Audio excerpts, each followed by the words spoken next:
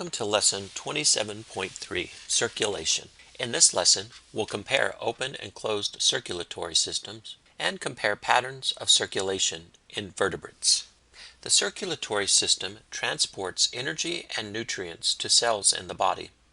It also transports oxygen from lungs to other tissues and removes carbon dioxide from these tissues. Some aquatic animals with bodies only a few cells thick rely solely on diffusion to transport materials. But in most animals, oxygen, carbon dioxide, nutrients, and wastes are transported through a circulatory system that interacts with other body systems. Many animals move blood through their bodies using one or more hearts. A heart is a hollow, muscular organ that pumps blood around the body. A heart can be part of either an open or a closed circulatory system. Many animals, including arthropods and most mollusks, have an open circulatory system instead of the closed system of blood vessels that humans have. In an open circulatory system, blood is only partially contained within a system of blood vessels as it travels through the body. One or more hearts or heart-like organs pump blood through vessels that empty into a system of sinuses or spongy cavities. There, blood comes into direct contact with body tissues. Blood then collects in another set of sinuses and eventually makes its way back to the heart.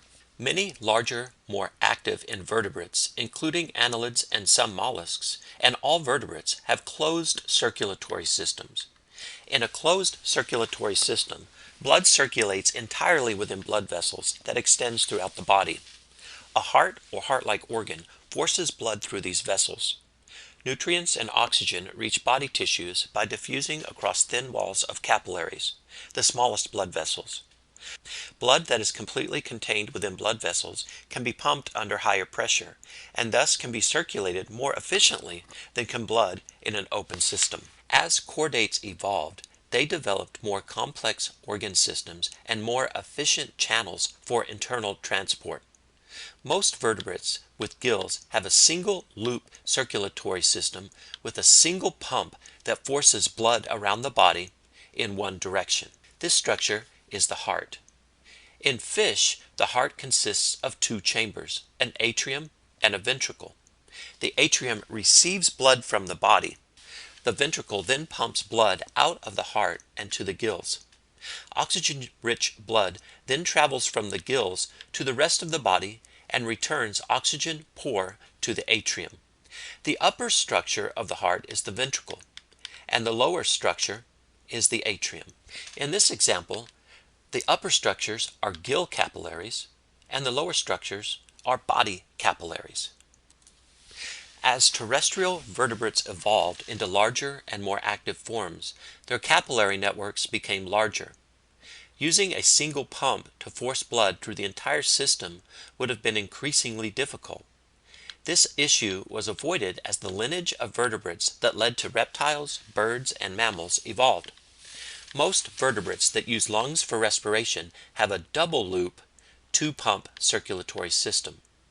The first loop, powered by one side of the heart, forces oxygen-poor blood from the heart to the lungs. After the blood picks up oxygen and drops off carbon dioxide in the lungs, it returns to the heart. Then the other side of the heart pumps this oxygen-rich blood through the secondary circulatory loop to the rest of the body. Oxygen-poor blood from the body returns to the heart, and the cycle begins again. Four-chambered hearts, like those in modern mammals, are actually two separate pumps working next to each other. During chordate evolution, partitions evolved that divided the original two chambers into four. Those partitions transformed one pump into two parallel pumps.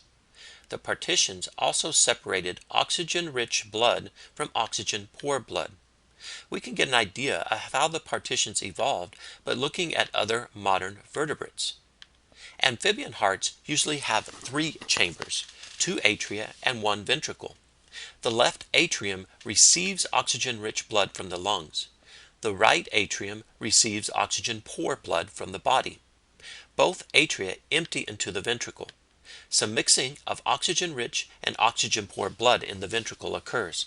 However, the internal structure of the ventricle directs blood flow so that most oxygen-poor blood goes to the lungs and most oxygen-rich blood goes to the rest of the body.